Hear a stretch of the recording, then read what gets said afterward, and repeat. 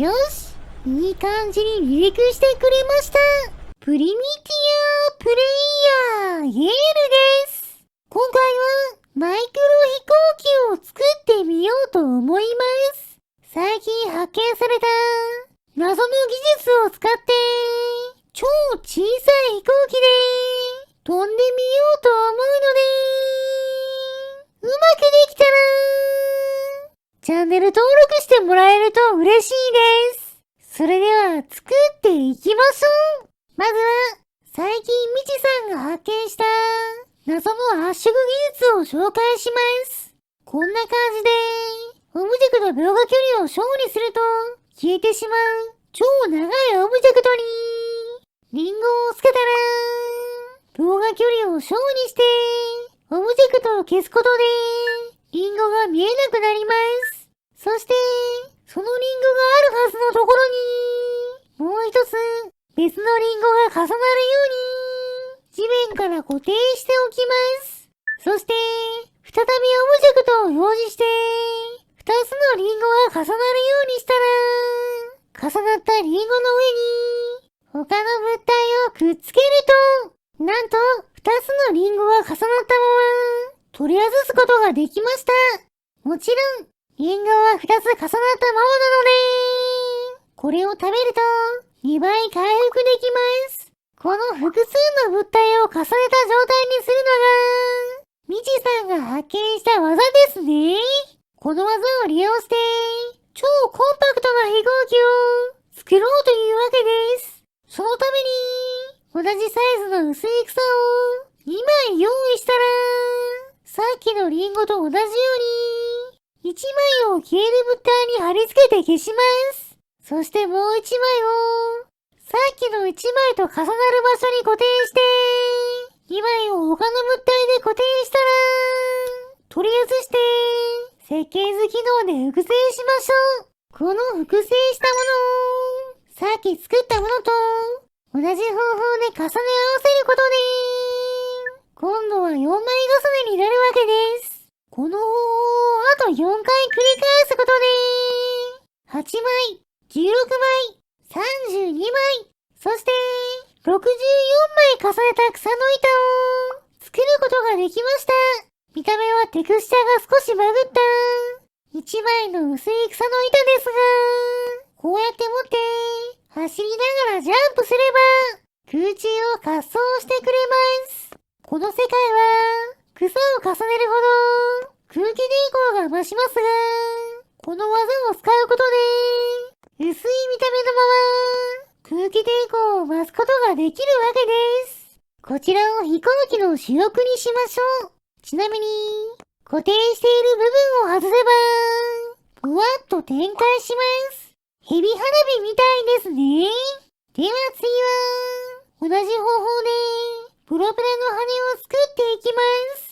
小さな草の板でも推進力を稼ぐために全部で128枚重ね合わせました。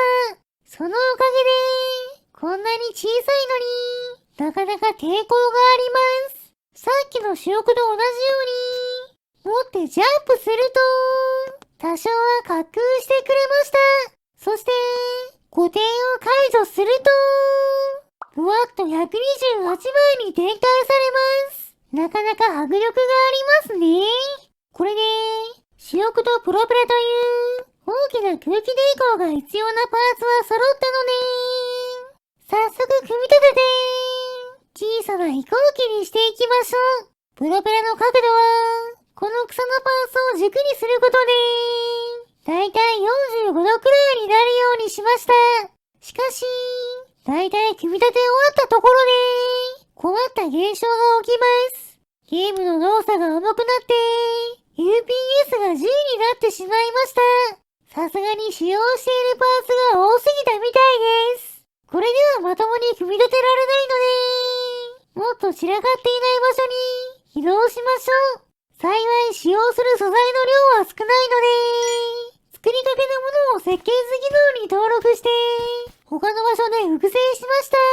この場所で組み立てを進めてバッテリーを4本つけたら早速飛んでみましょう。そうするとおっとゲームが止まってしまいました。正確には、完全に止まっているわけではなく、ものすごくガクガクしている状態です。さすがに、仕送り128枚、プロペラに512枚、合計640枚の草の板を使っているので、それが動くと、すごい負荷がかかってしまうみたいですね。しょうがないので、プロペラの枚数を減らしましょう。さっきのプロペラは、存在するだけで動作が重くなるので、まとめて焼き払いました。すごい火力で燃えてますね。途中で固定している草が燃え尽きて、展開されていくのが面白いです。無事に燃え尽きてくれたので、FPS は40まで回復しました。これでもまあまあ重いですね。それでは、枚数を減らしても、推進力を稼ぐために、もう少し草の面積を増やした、プロペラの羽を、64枚圧縮したものを用意して、もう一度試してみましょう。作業場所に持ってくる途中、複製前の移行機があって、動作が重くなっていたので、こちらも焼き払いました。謎の技で重ねた物体は、燃える時の火力が高いので、燃料としても優秀ですね。エンジンに使うと、なかなか便利そうです。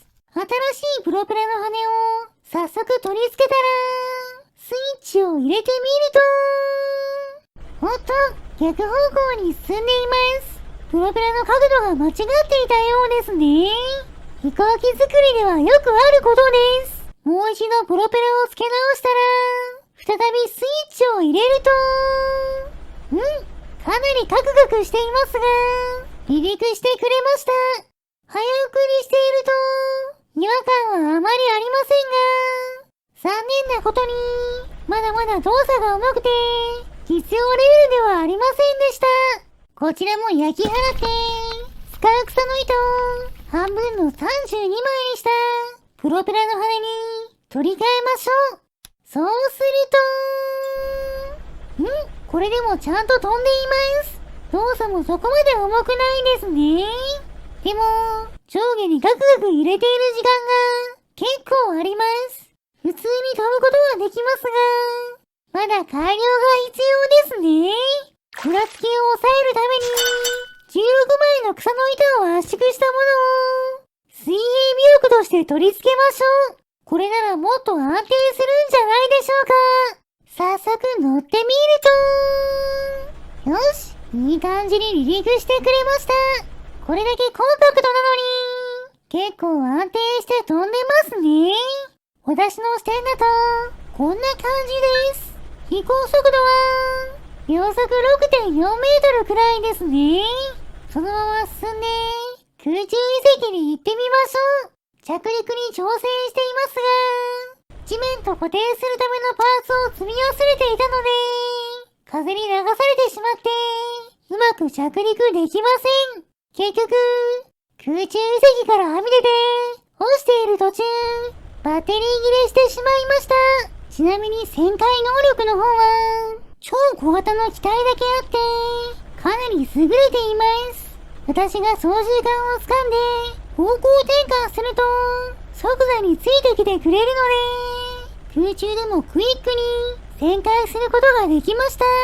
上下の移動も、それほど抵抗がないので、操縦桿を前後に動かすだけで、簡単にできます。風のない地面なら、着陸も楽勝ですね。